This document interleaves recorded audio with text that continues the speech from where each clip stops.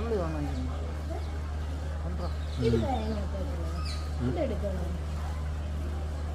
tissue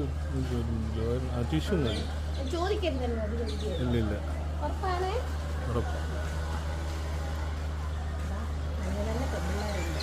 ജോലിന് അയച്ചു കൊടുക്കാൻ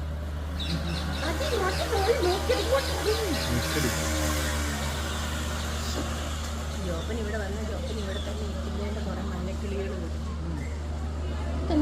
ദേശീയ കൊടുക്കാനോ എന്തായിരുന്നു പ്രാവശ്യത്തെ പിള്ളേർ